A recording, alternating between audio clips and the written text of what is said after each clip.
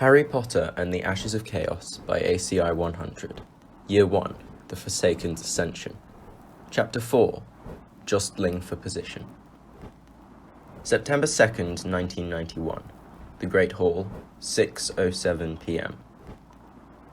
It had taken Harry a surprisingly short period of time to find the library after their first defense lesson of the year with Professor Hurst. True, he had not yet located a spell that could be used to stop his cries at night from reaching the ears of the other students, but progress was progress at the end of the day. He planned on returning to the library after dinner to hopefully remedy that inconvenience. When he entered the hall and made his way towards the Slytherin table, the only Slytherin first years present were Malfoy, Crabbe, Goyle, Parkinson, Greengrass, and Davis. The first three were sitting with the same contingent of older students that Harry had spotted them with earlier that day. With some trepidation, he made his way towards the first year's section of the table, and made to take a seat near the end. Unfortunately for his plans, Davis began to gesture for Harry to sit with the three girls, and he sighed internally. Not wishing to come across as rude, he had little choice but to oblige her. "Where have you been since class?" asked Tracy curiously. "Everyone else was in the common room working on prep." "The library," he answered honestly, reaching for conservative amounts of both steak and potatoes to pile onto his plate. "Don't tell me you're studying already," asked Tracy. "It's the first day." He shrugged. "Better ahead than behind," he justified, pulling his plate towards him. "Yeah," sighed Davis, with a roll of her eyes as her two friends continued to merely observe. "Because you're definitely not ahead already or anything." He smiled indulgently at her. "I have to keep the same attitude if I want to stay as far ahead as I am right now. Besides," he added in an attempt to divert the conversation off of this topic of discussion, "Snape nearly caught me out today in potions." "How did you know all of that?" asked Parkinson, looking as if she were speaking to him grudgingly at best. "I just read ahead. I'm interested in the subject, and I have a fairly good memory." "That was a fairly impressive showing," admitted Greengrass with what sounded like genuine respect. He inclined his head to her. "Not as impressive as your brew, though. I have to admit, I have no idea how you pulled it off." "Daphne is a genius with potions," Davis gushed. "She could probably brew all of the Newt ones already." "Snape really seems to dislike you," Greengrass put in casually. Harry recognized the probe. "More my brother, I think," he answered thoughtfully. "He seemed to warm up to me a bit as the class went on, mainly because I just kept my head down and answered his questions. My dear brother did himself no favors, though." "I hope Dumbledore gave him detention for the year," Parkinson interjected a bit snottily. "He should know better than to disrespect our head of house like that." "I think he probably does in general, but Snape seems to be an exception," noted Harry. "You don't seem as bothered as your brother," Greengrass commented, something that made Harry shrug. "I don't make snap judgment calls. I'll work out what I think of Snape for myself." Tracy just looked bemused. "I hope none of the other professors give us any more prep tomorrow." "It's the first day. How are you complaining already?" Daphne asked with a roll of her eyes. "Because we have so much prep!" Tracy moaned dramatically. Parkinson, who looked as if she had no real interest in acknowledging Tracy, nodded grudgingly. "What do we have tomorrow, anyway?" "Herbology, history, and a transfiguration double in that order," said Harry. "They're broken up by spares and meals and the like." The girls all looked rather surprised at his answer. "How can you possibly know that without looking at your timetable?" Parkinson scoffed, sounding rather skeptical. Harry just smiled a bit sheepishly at the girl. "I told you already, I have a good memory. If you don't trust it, you're welcome to check for yourself." It seemed as if Daphne was doing just that, and her eyebrows rose as she looked down at her own timetable. "He's right," she confirmed, shooting him a rather calculating look. "When you say you have a good memory, how good are we talking about?"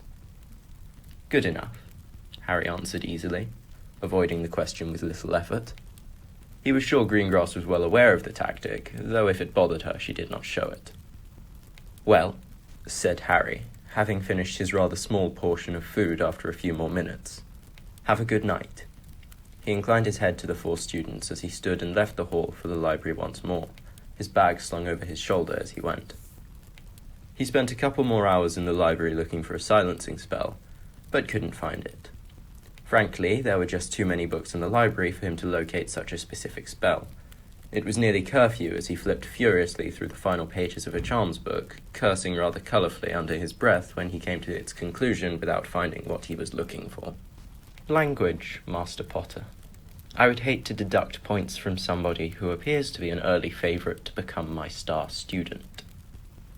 Harry jumped at the calm, cool voice from directly behind him, allowing the book to close with a rather loud snap that drew the attention of the librarian, Madame Pince, as he turned to find Professor Hurst looking down at him with a rather amused expression on her face. "I'm sorry, Professor," he said with as much fake sincerity as he could manage. "I won't do it again." She merely smiled knowingly at him. "Certainly not when I'm in your vicinity, at least." Her face became more serious. "What has you so riled up?" He hesitated.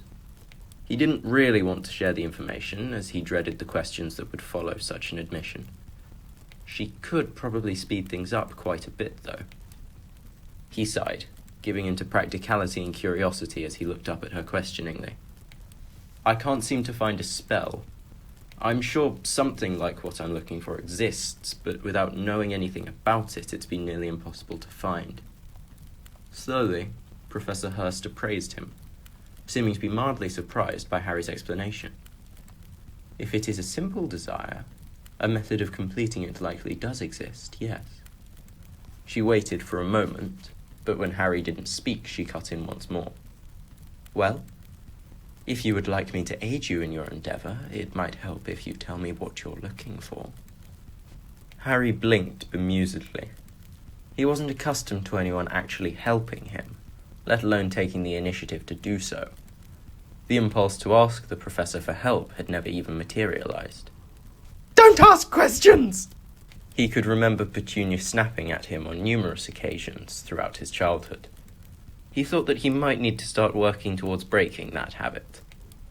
I'm looking for some sort of spell to stop sound from travelling outside of a certain area. So, something I could use on a wall, or divider, or something like that to make sure that sound doesn't travel to the other side." The professor nodded. "That wasn't so difficult, was it? The spell you would be looking for would be the silencing charm. It can be cast on an object to silence the object itself, but it can also be used in the way you have described it, though it takes a fair bit of power and prowess to pull it off in that manner." She thought for a moment, seeming to be debating something internally before a few seconds later, she seemed to come to her decision. "There is a little-known spell that is more suited to your desire, and quite frankly it takes little to no prowess to cast." The professor's sharp eyes flitted quickly around the room. "I shall teach it to you, but I would strongly recommend you keep it to yourself. As I said, it is little known, and if word gets back to certain individuals that you're using it, it could spark some rather problematic questions." Vaguely, Harry wondered why such a simple spell could cause problematic questions, but he didn't bother to ask. "I'll keep it to myself," he assured the professor. She peered at him critically for a moment before nodding. She withdrew her wand and Harry felt something rush outward from it. It was as if something heavy and oppressive was spreading around them, emanating from the tip of the defense professor's wand. "The incantation is MacLeod," she enlightened, sounding it out clearly and precisely. "The wand movement is a quick twist of one's wand and an outward flick like so." She demonstrated the wand movement before waving her wand and causing whatever force that seemed to surround them to noticeably recede. "Try it. It's a simple spell, no real focus or intent is required." Harry did so, slowly and deliberately repeating her earlier actions. It worked. The magic, at least he assumed it was magic, that spread from his wand seemed mildly lighter, less potent perhaps than that which she had created, but it had worked. "That will be more than sufficient," she told him, nodding with mild approval. "Now, if that is all, I recommend that you return to your common room. Curfew is fast approaching, and I would hate to have such a gifted student in detention so early on in the year." "Yes, ma'am, and thank you," he said, finding it odd, if not difficult, to thank somebody out of genuine gratitude as opposed to an obligation. She gave him a small, thin smile before raising a hand to pause his retreat. "Remember, Master Potter, that within this world, curiosity is not a sin, but a gift. If it is managed carefully and honed correctly, nothing but positive outcomes will stem from such curiosity. Have a good night." With that parting message, the pair of them left the library, moving in different directions. Harry did his utmost best to digest the words of his professor, feeling as if there was a larger, maybe even a much larger message that he had missed within those eloquent words. Harry just barely made it back to the Slytherin common room before curfew. As he stepped inside, he allowed a relieved smile to spread across his face. That smile lasted for a mere few seconds before he quickly noticed a palpable tension within the common room that could not be missed. Accompanied by that sense of tension, at least in the case of Harry, was a sense of danger. He just knew that something was wrong. As his intense, green eyes scanned the common room at large, he quickly located the source of the tension. This was certainly going to be interesting. Sitting in the lounge area he had noticed previously was not Whites and her entourage. A very large, athletic-looking boy with sharp features and dark eyes sat in the dead center of the lounge as if it were a throne. Only one of his friends was clearly willing to partake in this endeavor alongside him. His friend was a tall, lean, athletic-looking boy who was rather unassuming in appearance. Nobody spoke on the seating arrangement, and to most of the house's credit, they continued performing their normal activities as if nothing were happening at all. In spite of the play at normality, it was blatantly clear that everyone in the room was on edge. It didn't appear that White, nor her group of friends, were in the common room. Curfew drew ever nearer by the second, so Harry thought it unlikely that it would be the case for a whole lot longer. Harry's eyes roamed over the crowd once more, searching out his fellow first-years. Malfoy was sitting with the same group of older students Harry had seen him with twice that day, plus Crabbe, Goyle, and Theodore Nott. They were making quiet conversation, though Harry noticed Draco's eyes flickering towards the lounge area every few minutes.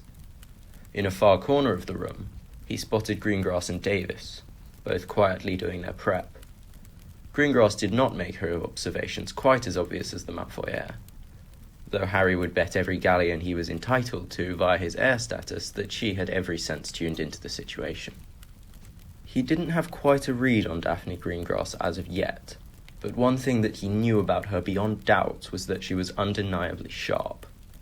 Parkinson and Zabini were sitting in silence, also seeming to be working on their prep. Zabini managed to look completely indifferent, though Parkinson managed nothing even remotely close to that feat. Harry's eyes landed on the empty seat beside Zabini. As quickly and quietly as he could, Harry swept towards them and gracefully lowered himself into the seat. Zabini glanced up, giving Harry a near unreadable look that Harry managed to distinguish as a silent inquisition. He got the message just fine. Zabini was trying to gauge whether or not he understood what was going on. In response, Harry allowed a small smile to grace his lips as he subtly jerked his head towards the lounge. Zabini looked surprised for only a moment before returning to his work. Parkinson, who was fixated on the lounge in the center, missed the entire exchange. The tension in the room only built as time progressed. Just as Harry thought it couldn't continue any longer and that somebody would surely disrupt it, the wall separating the common room from the outside corridor slid aside, admitting Grace and several of her friends, including Rhea Pax. Grace was speaking as they entered the common room, but her friends seemed to lose focus as they became aware of the atmosphere they were entering. To Pax's credit, she regained it within a second, but Harry was most impressed with Grace herself. The girl didn't so much as stutter in her monologue, nor did she break stride as she casually strolled towards the lounge. The tension in the room rose to a fever pitch until finally, Grace came to a stop in front of the boys, who were now both doing their best to act as if they were absorbed in their books. Harry was a bit taken aback when Grace didn't call them on it outright. She instead cleared her throat in what sounded like a perfectly polite, even amiable tone. "Excuse me, Flint, Higgs, but I believe you're sitting in our seats." Harry really didn't think the atmosphere in the room could increase in electricity any more than it already had, but at that moment he found himself proven wrong, as all at once the room seemed to hold its collective breath.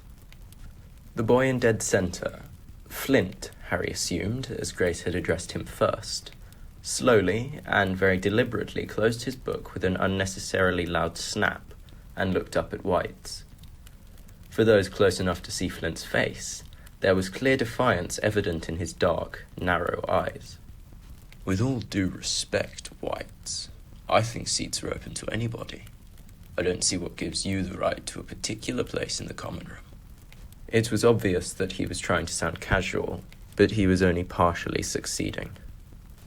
"Don't be melodramatic, Marcus," Whites chided him. "If you're so unwilling to move, I think both of us know exactly what that means."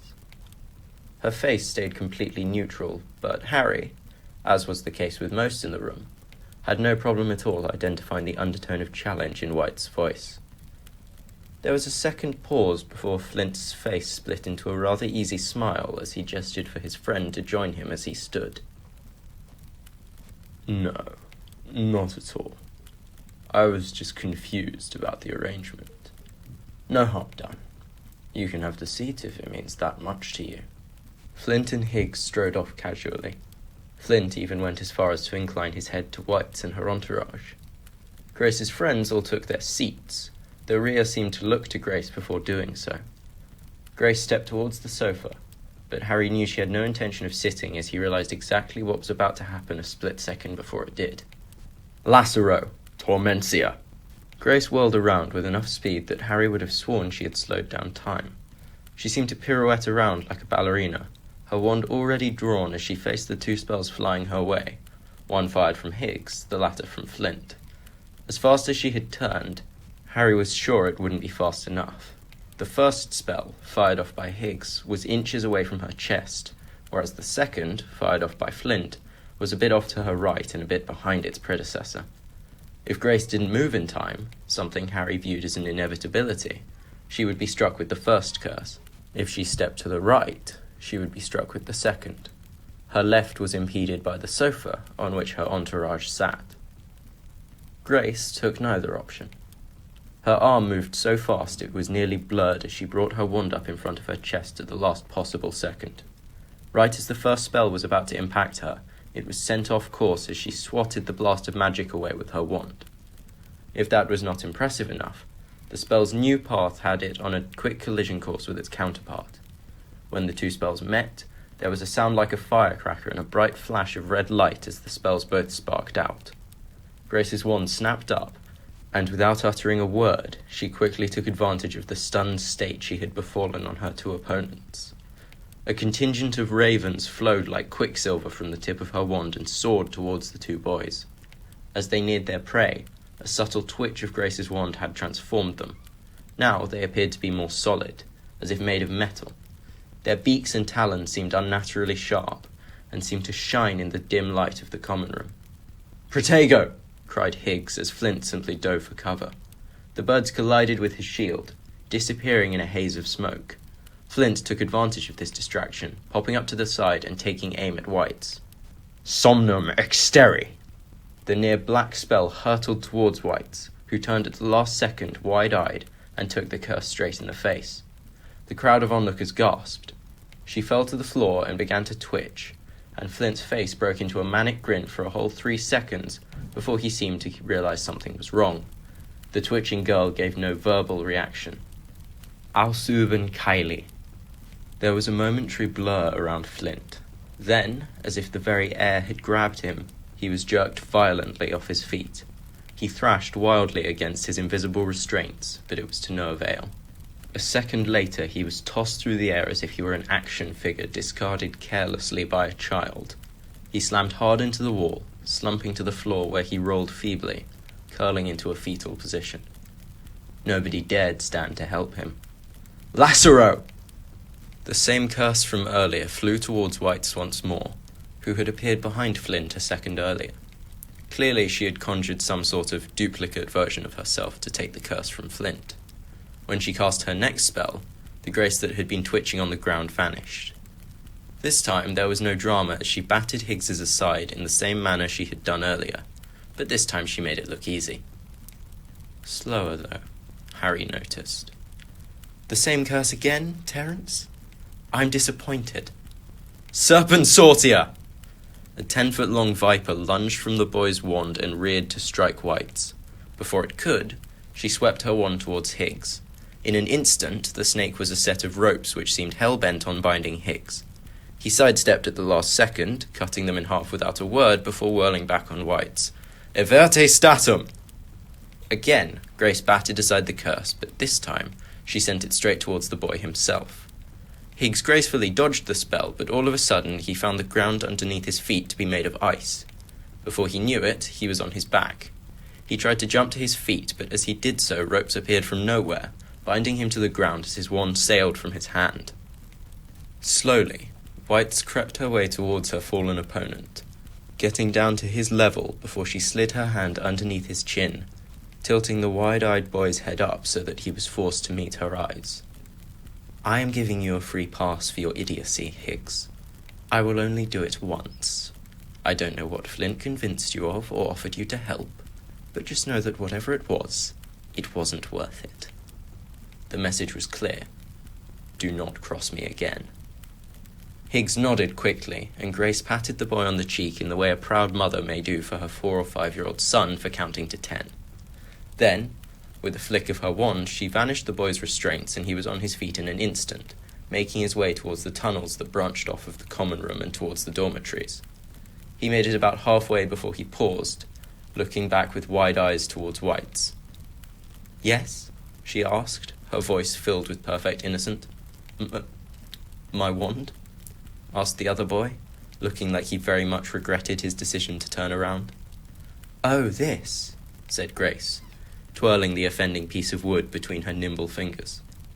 I think I'll hold on to it for now. Just for the night, you know. I want to make sure that the message sinks in. She looked at him inquisitively. Unless, of course, you have any objections. Though the pain in Higgs' eyes was evident, he shook his head quickly, turning on his heel and scrambling down the tunnel towards the dormitory. As for Flint, he was collected a moment later by 2 older prefects and hauled from the common room, likely being taken to the hospital wing. Harry didn't have to ask. He knew that Madame Pomfrey would never hear the full story on how he had wound up there. As the crowd finally thinned to only herself, Grace, Rhea, and a couple of third-year boys, Daphne decided that it was time to wrap up her rather extensive essay for Snape. She was certain that in terms of content, insight, and length, it was far more than the man expected. As she scribbled down her conclusion, she briefly registered the sounds of Rhea wishing Grace a good night before she made her way up to her dorm. What she did not register was Grace sending a few not-so-subtle glares in the direction of the lingering third years, a move that sent them scampering up to their own dorm without further prompting. After several minutes of concluding what Daphne privately thought was quite the masterpiece, she rubbed her temples, nearly jumping out of her skin when a familiar voice spoke from right over her shoulder. I doubt even Snape was cruel enough to ask for that on your first day. Don't do that! Daphne hissed at Grace, glancing cautiously around the room as she stowed her essay into her bag. It was, as she could clearly see, empty aside from the 2 of them. Grace laughed softly. I didn't mean to scare you. You're usually more observant. I'm usually not nose-deep in an essay, Daphne defended, to which Grace dipped her head in acceptance. Touché, she returned, taking a seat beside Daphne as she folded her hands in her lap. Daphne looked at her suspiciously. If Mother or Father owled to ask you to keep an eye on me, you don't need to listen. It's not necessary. I can more than take care of— Relax, Daphne, breathed Grace, raising a hand to silence the younger girl's protestations. I have not sent nor received one owl from your parents in the past month, let alone since we've arrived at Hogwarts. She smiled a rare, genuine smile to the girl whom she considered as a second little sister. Is it so wrong for me to worry about you? Why does it have to come from your parents? Daphne blushed. I'm fine, she defended. Yes, I'm sure you are. For the record, I have no doubt that you are more than capable of taking care of yourself. She smiled a soft smile to Daphne once more. That doesn't mean I don't have the right to worry about you, though. It is still hard to wrap my head around the fact that the girl I watched grow up is now here with me at Hogwarts. Daphne smiled genuinely back at her. Thank you, she said, sounding almost shy. I'm sure it will be even weirder for you next year when Charlotte starts up here. Grace pulled a face. You have no idea, she commented dryly. It was all she talked about since getting her wand in July. I know, said Daphne with a soft smile of her own. I spent as much time with her as you did. I always have. I know you have, said Grace fondly. Daphne and her sister had been best friends for as long as either of them could remember. As a matter of fact, Daphne had known Charlotte far longer than she had known even Tracy. I think she's going to miss you more than me this year. Daphne sighed. I do wish she was here. It's odd without her, and I'm not sure it is a change I'm entirely thrilled with. You should take advantage of it in the best way you can, Grace advised, earning her a rare, confused look from Daphne. Make new allies, maybe even friends, she elaborated. I have no interest in making friends with Malfoy and his goons, let alone not. I never told you whom to make friends with. I can understand why you would want to avoid becoming too close with children of conservative leaders, but I doubt I need to tell you the importance of remaining on good terms with them regardless. No, agreed Daphne. I've heard it for half of my life. You don't need to remind me. Grace chuckled. Your parents did start quite early, didn't they? Anyway, I'm not telling you to make allies with Malfoy or not, though between you and me, you might want to consider Potter. Potter? Asked Daphne, completely baffled by the mere concept. Oh? Is there something wrong with him?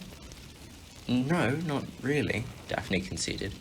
Not with him, anyway, but making friends with him would be as dangerous as slapping Draco across the face in terms of political alliances. I disagree, Grace argued lightly. Daphne's eyes narrowed.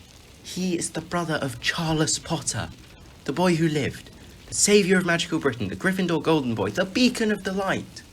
If I allied myself with Potter, I would be practically waving around a sign saying that my family was going to jump camp to support Dumbledore.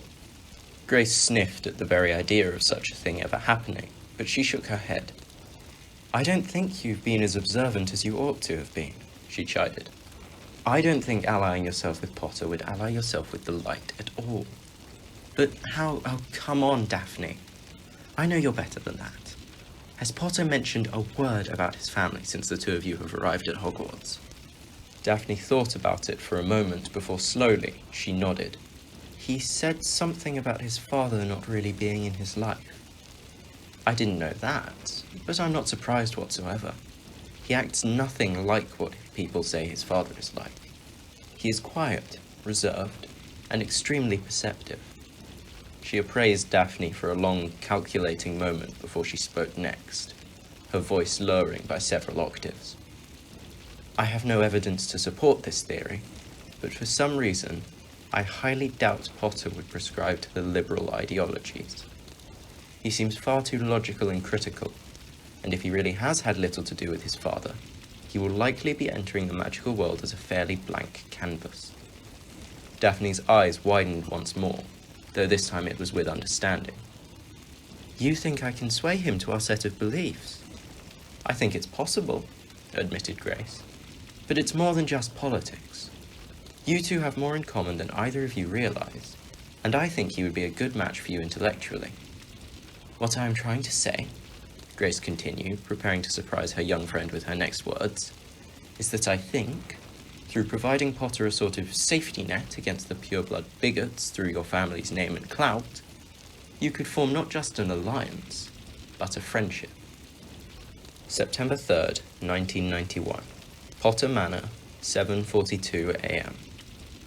James Charles Potter, Lord of the ancient and most noble House of Potter, esteemed philanthropist and senior aura among other titles, had not slept all that poorly the night previous, at least not by his more recent standards. In spite of that fact, James's eyes were heavy with weariness as he continued to grapple with the mental fatigue that had been pressing firmly upon him since the Gringotts break-in more than a month earlier. Rufus Scrimgeour, head of the Department of Magical Law Enforcement, had been under heavy amounts of pressure from Bartemius Crouch Sr., the Minister for Magic, to provide some answers in regards to the break-in. Scrimgeour had put the same pressure on Alastor Moody, the head of the Aura Corps. As a byproduct of that, James had been put under that same intense pressure. As one of the 3 senior-ranking auras, he'd been run ragged for the last month in an attempt to find answers that just did not seem to be there. James was certain of only one thing, really, at least when it came to the Gringotts break-in. Whoever had pulled off the break-in, despite their failure to actually get their hands on the stone, was a witch or wizard of prodigious skill. He was sure that nothing less would have managed to get them in and out of Gringotts alive, let alone seemingly unscathed and without leaving a trace in their wake. James would have to leave for work in less than 20 minutes, and as had been the case of late, he doubted very much that he would return before 9 or 10 o'clock that evening.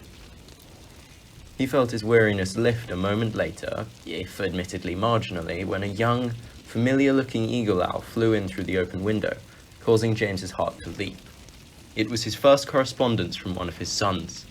The rush of joy and excitement did not last long, as James would swear until the day he died that he had felt his heart drop from his throat to the pit of his stomach upon reading the first letter of Charles's Hogwarts tenure.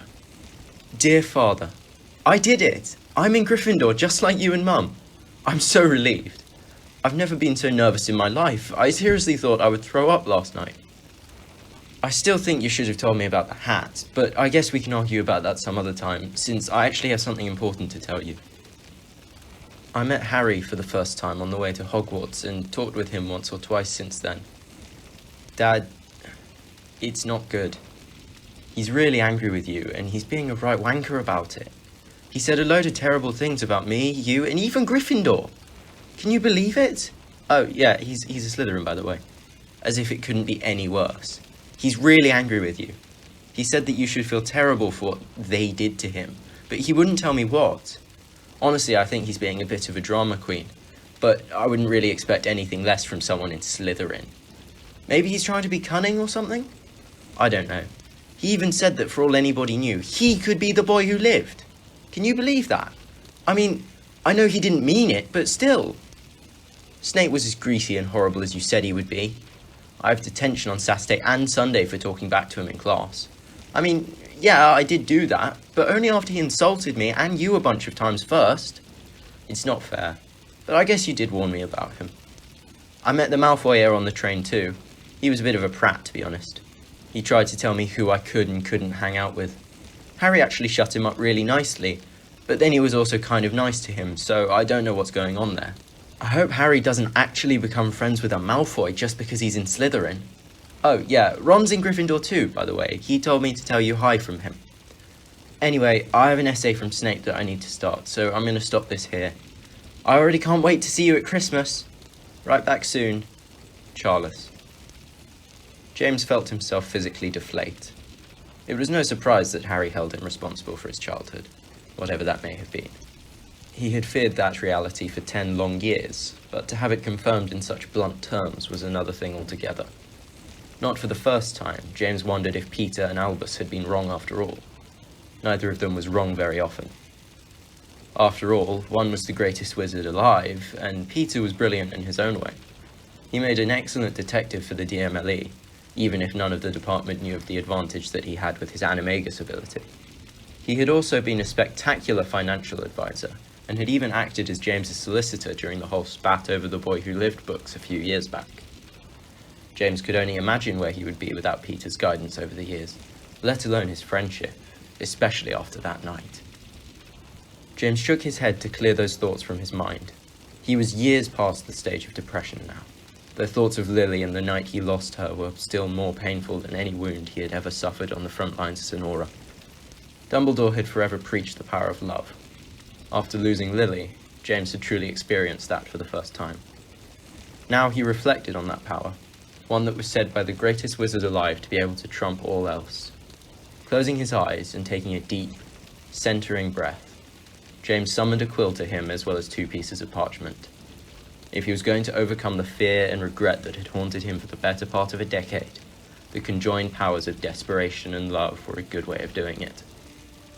You know what they say, he thought, reminding himself painfully of Sirius, who had loved setting up punchlines with phrases like that. There's no time like the present. Author's endnote.